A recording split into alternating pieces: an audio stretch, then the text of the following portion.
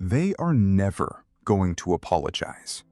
You know it, I know it, and somewhere deep down, you've known it for months. So why are you still checking your phone for a message that isn't coming? This isn't a video about them. It's about why you're still waiting and what that waiting has actually been costing you. Be honest with yourself for a second. What are you actually waiting for? You'd probably say an apology. The words, "I'm sorry." But sit with that a little longer, because that's not quite it either.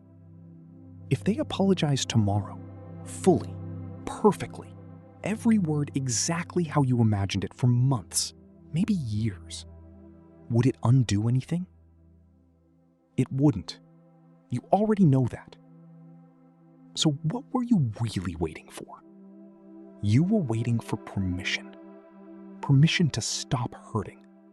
Permission to finally put this down. Permission to move on. And somewhere along the way, you started believing only they could give it to you.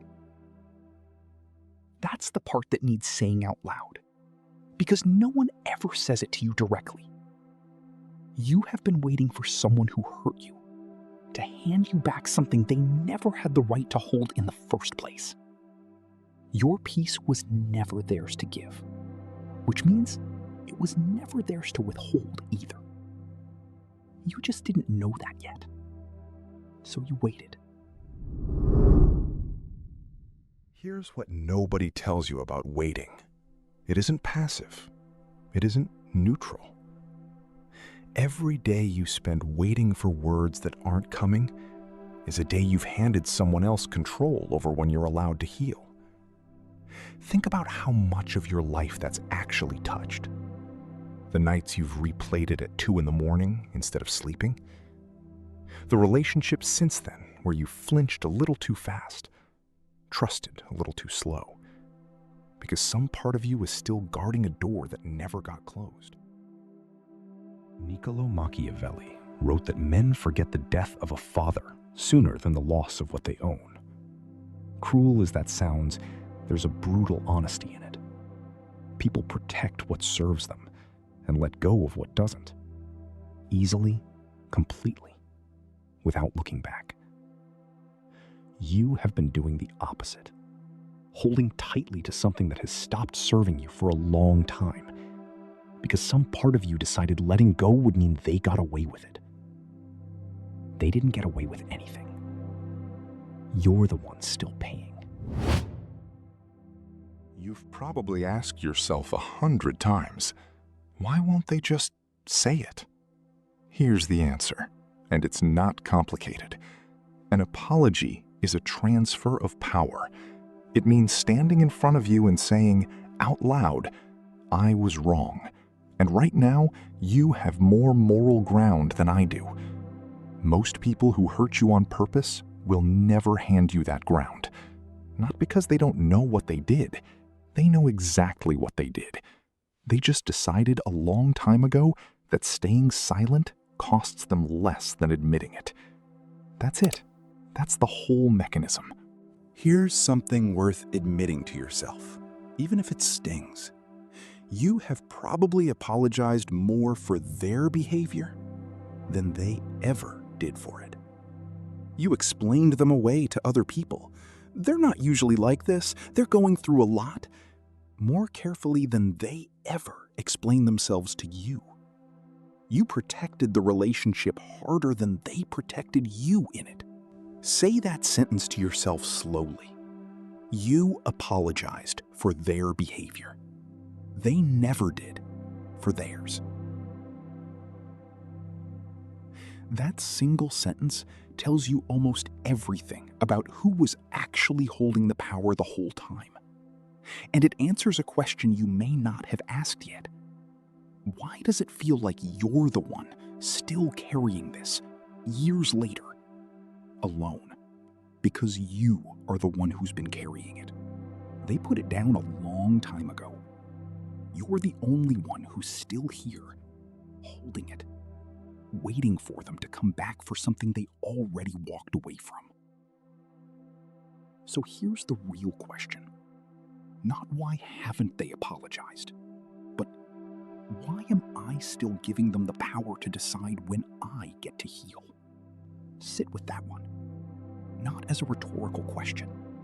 Actually sit with it.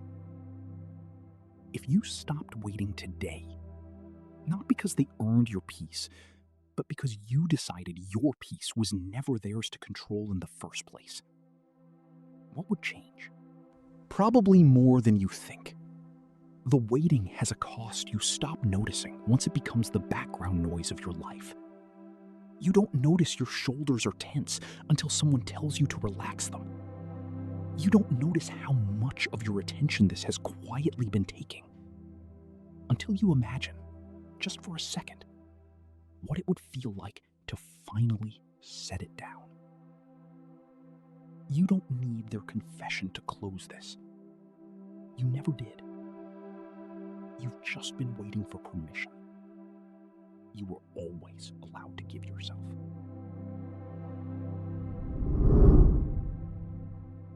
So, here's what actually changes things.